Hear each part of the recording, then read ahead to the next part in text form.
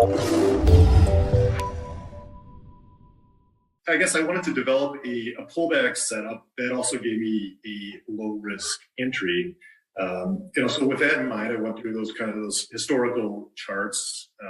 And by, first you study those true market leaders, and none of them just, go stay above the 5-day moving average and go up, hundreds and hundreds of percents. There's a pullback or a pause or something with, that, provides alternative entries with all of them. So that's kind of what my approach. I started just with the studying and seeing if I can identify key points. Focused on, I'm not really focusing on where they break out. I'm like, well, where's the alternative point? Where do they stop pulling back and start resuming the uptrend? And it wasn't where they, re-broke out. It was at a, lower level, which is exactly what I was looking for. I started making my notes of characteristics. What is it moving averages that they're pulling back to? Is it price levels? Is it, where volume has come in? And I started thinking of trying to develop setups where I can, take, I guess find an advantage, that repeatable set of conditions that I would have a positive expectancy. Now, of course, with buying a pullback, there's risk, right? There's always, the biggest risk is it keeps pulling back. I don't know how many people have ever thought they were getting some great deal on a pullback, and it looks a lot less like a good deal the next couple of sessions. And certainly, I've tried that. Anybody that's trying to work out a pullback setup has seen that.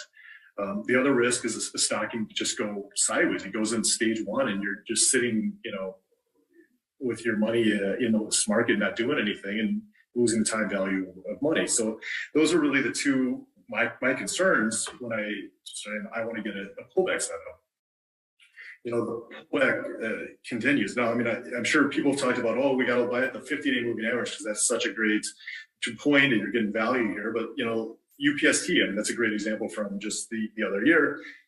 It gets to the 50-day moving average, maybe it paused that day at that setup, the thing, about there's just a bit of a hammer, but by the very next day, it gapped down. So anyone thinking, I'm getting a great deal here on UPST, it's at the 50-day, they find themselves under pressure very, very quickly here. And which is one of the risks that I certainly didn't want to, it's not a viable setup just buying that at a moving average. The risk is it continues going sideways forever. And, a lot of the people that saw the 2000 market and the reset, they were holding stocks, hoping for them to come back, and they were hoping and hoping and hoping, and they just haven't. Could be years, decades, months. It's just not a viable, approach. So what I wanted to, with those considerations in mind, I realized, okay, first thing we need to do is we need to identify a stock in an uptrend. Okay, you can't have a pullback, otherwise you're just buying a dip, and a lot of times buying a dip gets worse because it keeps going down.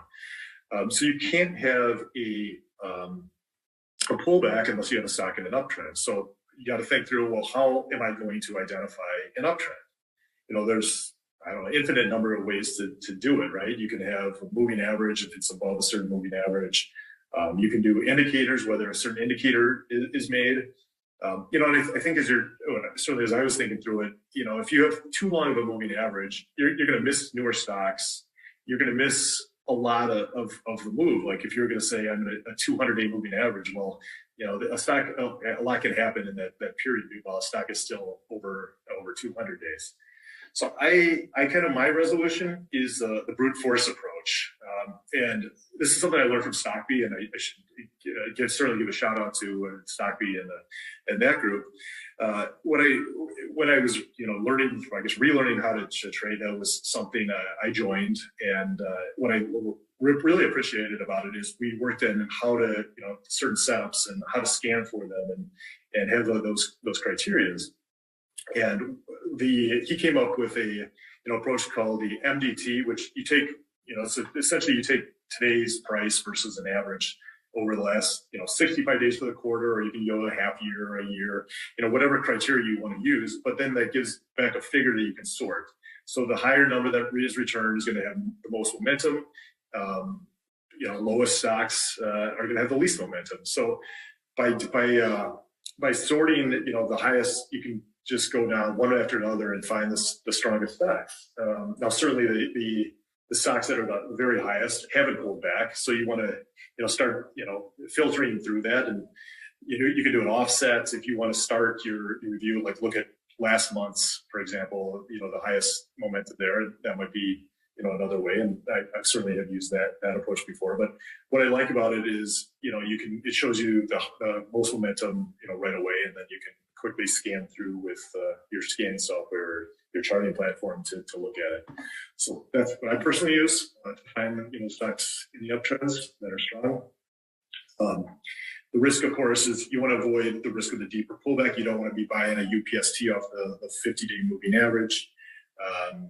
Some powerful stocks, some stocks are going to reset to a 50-day moving average, and then they're going to be fine. Others are going to be the 21, the 10, or others are just never going to reset. They're just going to keep going down. So the question is, how do you know when the pullback is over? For me, I wanted to see a proof. I wanted to see a stock starting to come back. Rather than, and I certainly have made this mistake. I bought in a 10-day moving average, and guess what? It doesn't hold. Sometimes it does, and you feel like, oh, I absolutely, this is going to work. And you can look at historical winners and say there's a lot of them that have held that mark. But using that as a setup, it's not really viable because you're buying into a hole. You're buying in a pullback and hoping that others are seeing what you do, and they're going to, it's kind of that greater fool preempting a breakout. You're hoping that people are going to come in after you, and it's great if it happens, but a lot of times it doesn't, and you're in a bad position. So what I wanted to see is a stock actually being able to prove that it was able to stop going down before I would buy it. So I'm not looking to buy the very lowest price on a pullback. I wanted to buy the price where the momentum has turned. Is that buying a moving average? And that was certainly something. If it retakes the 5-day moving average, is the bounce over, or is the bounce started? Is it and I don't know. There's a lot of different moving averages that I've looked at over the years coming through that, but ultimately, my solution and what has worked for this particular setup was the 4 EMA of the highs. Most moving averages, as you know, it uses that closing price. But by changing it to the highs, we're saying this stock has now been able to recapture the more momentum than the last prior 4 days. So that lets you buy it as a stock, comes down, and then it's showing it has more momentum than so it tells you it's on the upswing. And which is what I've really liked that approach, because it satisfies my criteria in saying I'm not buying in a hole. I'm buying a stock after it's stabilized, and I'm buying it still low in the base, and as it's able to push up. So that's kind of what I found. I've been able to code that, and it creates a scannable condition. One of the goals for any setup is to be able to find it again. So with any scanning software, it becomes pretty easy to find that condition. But of course, it's not 480 EMA in itself isn't going to be sufficient, because any stock that's at a new high is also over the 4 EMA. So I had to put on a minor filter just to say that that condition hadn't been satisfied during the previous 4 days. So what I'm basically saying is this is a new trigger for that. So my formula, if you use TC2000, is below. That's what I used. I'll put a few examples. U.S. Steel, and this was just an excellent example, an excellent slingshot. It's a good slingshot because we have a stock that's in a prior uptrend. You can see it's trading above the moving average. It's got this controlled pullback. You're not seeing the wild action, which tells you people are trying to get out of it. And then it sets up, and it's very look how tight it gets. So back up, the white bar on the moving average is a color bar. So I've coded it so whenever that's hit, that's the slingshot condition.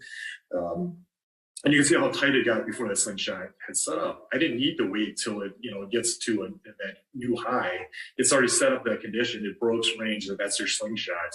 And you get a big price spike out of that. So that would be an excellent, condition. And obviously, because it is traded so tightly before the slingshot, it allows you to really manage your risk pretty effectively here. There's a consolidation zone. So there's a few different ways that I'll manage risk on this type of trade. But, if there's a clear consolidation level, that's really what I like to, kind of base my risk on. And then if it works, then I can adjust such stops. But here's the one example, putting some of the concepts together. You have one from an IPO. You get an IPO that, comes up, flags, pushes higher, pulls back. One of the things that I noted on this particular example is you have a consolidation area, that is, and while this is a little bit wilder and loose than, X and AMAT, you've had the consolidation that is really at that IPO initial price. It's at that level, it's setting up right above, kind of that first day run.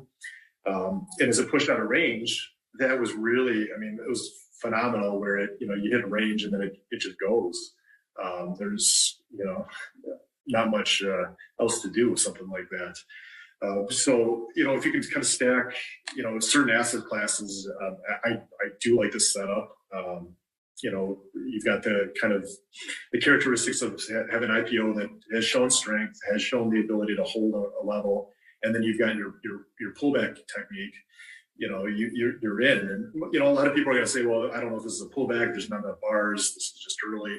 But that's where the advantage of being able to study multiple classes of assets and works. It can be, work in your favor.